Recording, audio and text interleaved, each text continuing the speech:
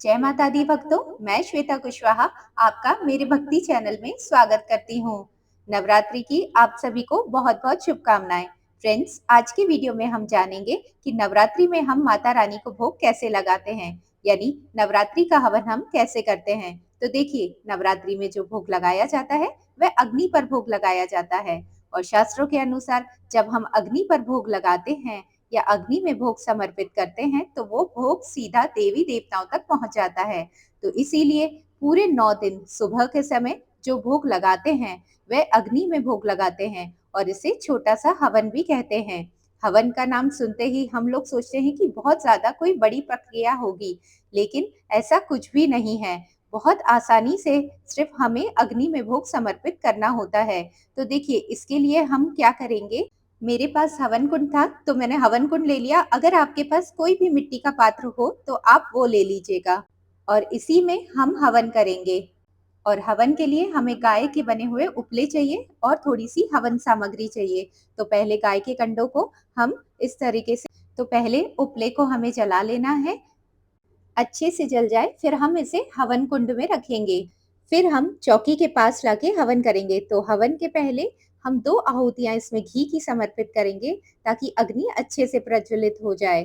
इसके बाद लौंग का जोड़ा हमें चढ़ाना है। 2 लौंग एक साथ चढ़ानी है। लौंग साबित होनी चाहिए, फूल सहित होनी चाहिए। लौंग को थोड़ा घी में डिप करके और ये लौंग हम जय माता दी बोलते हुए चढ़ा देंगे। एक जोड़ा चढ़ा दिया, फिर हमें दूसरा जोड़ा चढ़ाना है।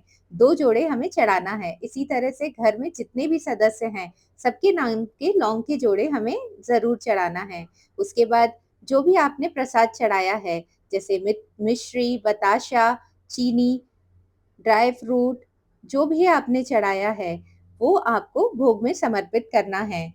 अगर आपने पंचमेवा भोग में चढ़ाया है, तो वो पंचमेवा भी समर्पित करेंगे। मैंने ये मालपुआ चढ़ाया था, तो मालपुआ भी भोग में समर्पित किया।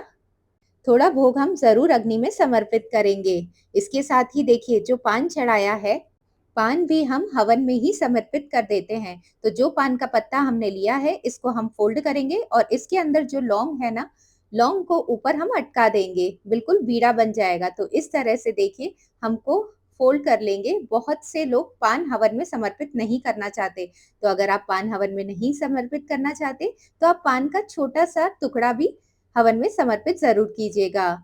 हम यहाँ पर पूरा पान समर्पित कर देते हैं। आप चाहें तो पूरा पान समर्पित कर दें, नहीं तो आप पान का छोटा-सा टुकड़ा भी हवन में ज़रूर समर्पित कीजिए। इस तरह से देवी माता को सीधा भोग प्राप्त हो जाता है। तो इसी तरीके से हम सब चीज़ें भोग में समर्पित करेंगे। उसके थोड़ी देर बाद हम कपूर डाल देंगे ताकि अच्छे से अग्नि प्रज्वलित हो जाए। इस तरीके से हम हवन करेंगे। अगर आप हवन सामग्री से हवन करना चाहते हैं तो बहुत ही सरल विधि है, नहीं तो आप ये छोड़ भी सकते हैं। मैंने हवन किया था, 11 आहुतियाँ डाली थी। तो सबसे पहले या देवी सर्वभूतेषु माँ शक्ति रूपेण संस्थिता नमस्तस्यै नमस्तस्यै नमस्तस्यै नमो नमः स्वाहा। या देवी सर्वभूतेषु माँ शैलपुत्री रूपेण संस्थिता नमस्तस्यै नमस्तस्यै नमस्तस्यै नमो नमः स्वाहा। ओम या देवी सर्वभूतेषु माँ ब्रह्मचारिणी रूपेण संस्थिता नमस्तस्यै नमस्तस्यै नमस्तस्यै नमो नमः स्वाहा। इसी तरीके से आपको 9 देवियों के नाम लेने हैं और स्वाहा करते हुए ये मंत्र बोलना है। इसी तरीके से हम हवन करेंगे। नॉर्मली सिर्फ इतना ही हवन किया जाता है, सब घरों में इतना ही हवन होता है। सुबह के समय ये हवन हमें करना है। सुबह के समय इस तरह भोग समर्पित करके उसके बाद हाथ में थोड़ा-सा जल लेंगे और हवन के ऊपर से 3 बार हाथ जोड़ के वार लेंगे। वार के हाथ जोड़ लेंगे, इस तरह से हवन हो जाएगा। इसी तरीके से भोग लगाना है।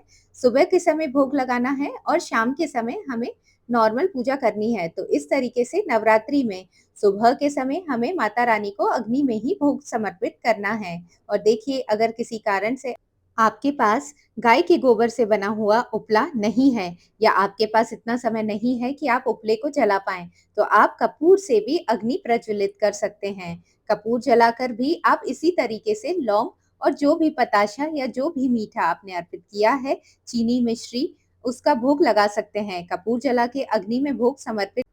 सब लोगों को बहुत ज़्यादा कन्फ्यूज़न है कि शाम के समय हमें हवन करना चाहिए या नहीं करना चाहिए। तो देखिए, सुबह के समय अग्नि में भोग समर्पित करना ज़रूरी होता है। तो आप सुबह ज़रूर करें, शाम को ज़रूरी नहीं होता।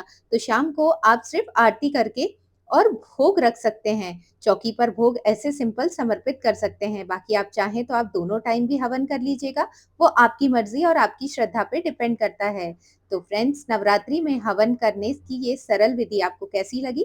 कमेंट करके ज़रूर बताइएगा और अगर वीडियो पसंद आया हो तो वीडियो आपके लिए थोड़ा भी यूज़फुल है, तो प्लीज़ लाइक, सब्सक्राइब और चैनल को शेयर ज़रूर कीजिएगा। बोलिए जय माता दी।